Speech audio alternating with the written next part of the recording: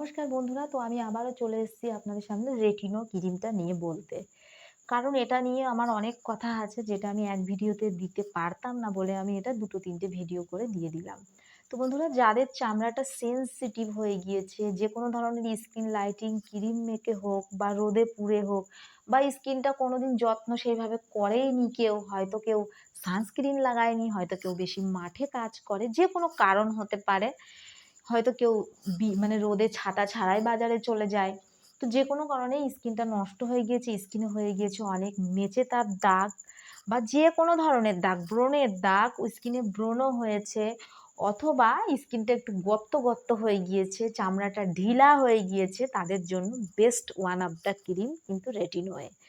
কিন্তু সেটাকে শ্যুট করানোর কিছু প্রসেস জানতে হবে, তো সেটাই আমরা জেনে নেব এই ভিডিওতে। তো বন্ধুরা, এই ময়শ্চারাইজারটাই কিন্তু লেখা আছে সেরামাইড এবং হাইলোরনিক অ্যাসিড ময়শ্চারাইজার। তো আপনারা যখন বাজার থেকে ময়শ্চারাইজার কিনবেন, আমি জানি না যে এমনি দোকানে, নর্মাল দোকানে হাইলোরনিক অ্যাসিড ময়শ্চারাইজার পাবেন কি না। তবে যারা অনলাইনে শপিং করেন তারা তো অবশ্যই জানেন, অনলাইনে কিন্তু আপনারা খুবই পেয়ে যাবেন। আপনারা যাদের একটু বাজেটটা বেশি আছে তারা হাইলোরনিক অ্যাসিড সিরাম কিনে নেবেন। সেটা ইন্ডিয়ান আর্থ কোম্পানির একটা সিরাম আসে হাইলোরনিক অ্যাসিড, সেটা কিন্তু রেটিনল নামেই আসে এবং তাতে কিন্তু বেশি মাত্রায় হাইলোরনিক অ্যাসিড দেওয়া আছে। তো বন্ধুরা, আপনারা সেটা কিনে নিতে পারেন। সিরামটা মুখ ধুয়ে আগে মেখে নিতে হবে, তারপরে আপনাদের কিন্তু রেটিনল মাখতে হবে। আর যদি আপনারা মনে করেন যে ময়শ্চারাইজার মাখবেন, তাহলে কিন্তু রেটিনো আগে মেখে তারপরে ময়শ্চারাইজার মাখতে হবে ৫-৭ মিনিট পরে। ওটা গেল আমার হাইলোরনিকের পার্ট। এবার আমি চলে আসলাম নাইসিনোমাইড। এটা হচ্ছে 10% নাইসিনোমাইড সিরাম। এবার দেখে নিন, এটাই কিন্তু ক্রিম হিসাবেও আমি পেয়ে যাব। আমি যদি অনলাইনে সার্চ করি নাইসিনোমাইড ক্রিম, তাহলে আমি সেটাও কিন্তু পেয়ে যাব। কোনো না কোনো ক্রিমের মধ্যে নাইসিনোমাইড হয়তো দেওয়া আছে, সেই ক্রিমটা কিন্তু সামনে চলে আসবে। তো বন্ধুরা, এটার সঙ্গেও কিন্তু এটার বন্ধুত্ব আছে। নাইসিনোমাইড এমনই একটি সিরাম, সেটা সমস্ত ক্রিমের সাথেই যায়। আর রেটিনোর বন্ধুত্ব কিন্তু সব সেরাম বা ক্রিমের সাথে হয় না, সেটা জানে না বলেই কিন্তু স্কিনটা খারাপ হয়ে যায়। তো এটার সাথেও কিন্তু এটা ভালোভাবেই ম্যাচ খেয়ে যাবে। আর নাইসিনোমাইড তারাই ইউজ করবে যাদের স্কিনটা শুকনো, ড্রাই এবং সেনসিটিভ, লাল হয়ে যায়, রোদে গেলে লাল হয়ে যায়, কিছু মাখলে র্যাশ বেরোয়, তাদের জন্য নাইসিনোমাইড সিরামটা বেস্ট। এই হচ্ছে একটা ক্রিম। এখানে দেখুন, এই যে প্লাস এইচ এ দেওয়া, এই প্লাস এইচ এ মানেও কিন্তু হাইলোরনিক অ্যাসিড। তো এটা হচ্ছে আপনার হাই স্ট্রেংথ পেপটাইড সিরাম। যারা স্কিনকে খুব বেশি ভালোবাসে, সাধারণত সবাই ভালোবাসে নিজের স্কিনকে, কিন্তু যারা মনে করে যে আমি শাড়ি কাপড় চাই না, কোনো মানে গয়নাগাটি আমার বেশি চাই না, আমার স্কিনটা একদম গ্লো করবে, সুন্দর থাকবে, তারা কিন্তু একটু বাজেট তাদের নষ্ট করতে হবে। এই ক্রিমটা মার্কেট প্রাইস কিন্তু ২৫০০ টাকা, কিন্তু আপনারা অনলাইনে ডিসকাউন্টে এটা পেয়ে যাবেন ১৬০০ টাকায়। তো বন্ধুরা, এটা আমি অনলাইন থেকে কিনেছি, এটা আমি অনেক দিন থেকেই কেনার ইচ্ছা করছিলাম, তো এবার কিনে ফেললাম।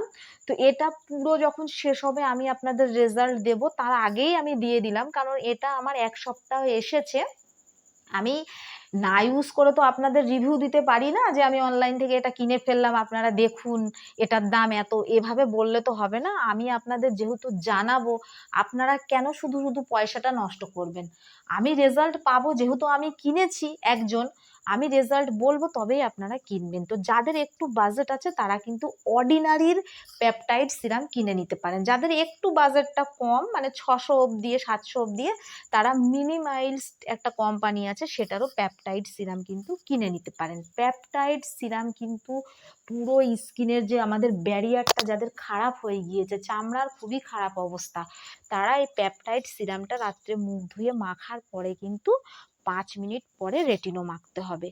আর যদি সেটা না পারেন তাহলে কিন্তু আপনারা এই হাইলোরনিক অ্যাসিড একটা সিরাম কিনে নেবেন। আমার কাছে কিন্তু পেপটাইড সিরামের আগে আমি নাইসিনোমাইড সিরাম মেখেছি, সেটার রিভিউ আমি দিয়ে দিচ্ছি আপনাদেরকে।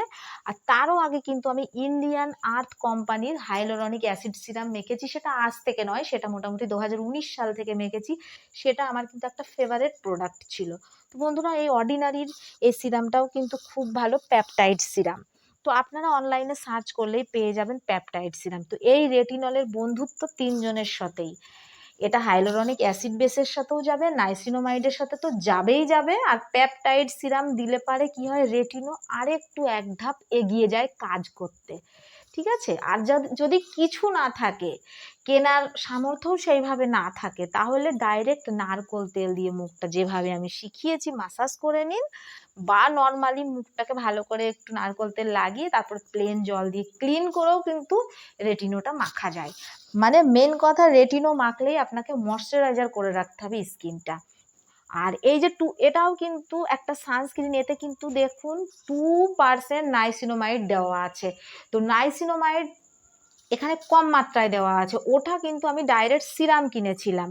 তো ওটার কাজ আলাদা, এটার কাজ আলাদা। এটা কিন্তু নাইসিনোমাইড যেহেতু একটু চকচকে ভাব হয়, তা সেটা মাখলে কিন্তু মুখটা একটু গ্লো করে। তো এই ক্রিমটাতে লেখা রয়েছে, তো সত্যি কিন্তু স্কিনটা গ্লো করে।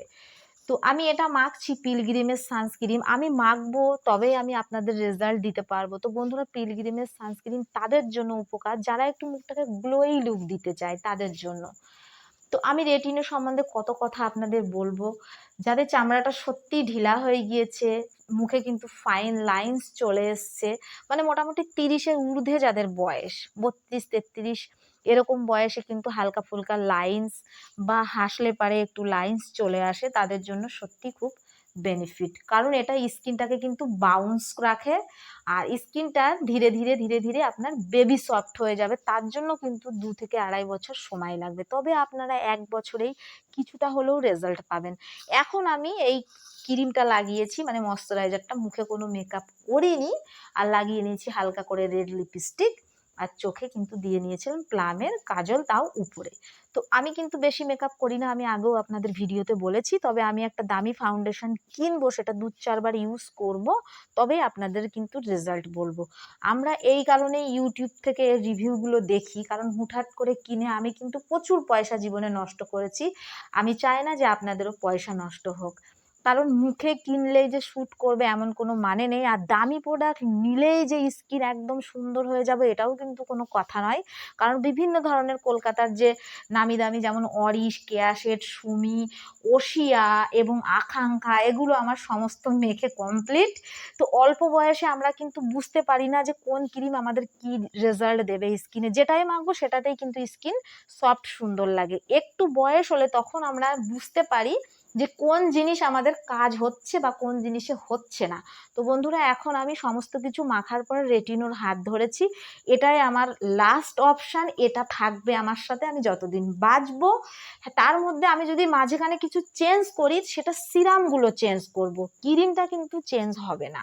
হয়তো ময়শ্চারাইজার চেঞ্জ করতে পারি, হয়তো সানস্ক্রিন চেঞ্জ করতে পারি, বা সিরাম, মানে আরও কি ভালো সিরাম দিলে রেটিনোটা আরও বেশি সহযোগিতা পাবে আমার স্কিনটাকে বাউন্স করতে, আমি কিন্তু সিরাম চেঞ্জ করতে পারি। রেটিনো কিন্তু আমার চেঞ্জ হবে না, তবে রেটিনোর পার্সেন্ট আমি বাড়িয়ে নেবো, কারণ ওটা ছিল 0 to 5%, এবার আমি কিন্তু 0.5% নেবো। ওটা 5% ছিল, এবার আমি ডাইরেক্ট 5% নেব। তবে রেটিনো কোনোদিনই আমি মাখা ছাড়বো না বন্ধুরা, ওটা মেখে আমি রেজাল্ট পেয়েছি বলে আমি এত আত্মবিশ্বাসের সঙ্গে কিন্তু আপনাদেরকে বলছি। আর কি বলবো, আমি কিন্তু নাইসিনোমাইডটা মেখে শেষ করে ফেলেছি, এখন আর ওটা মাখি না, এখন কেনার চিন্তা করছিও না। নেক্সট টাইম যদি আমার নাইসিনোমাইড মাখার কিছু ইচ্ছা হয়, সেটা আমি সানস্ক্রিনে বা ময়শ্চারাইজারের মধ্যেও কিনে নিতে পারি। তো ধন্যবাদ ভিডিওটা দেখার জন্য। আরও ভিডিও দেখতে হলে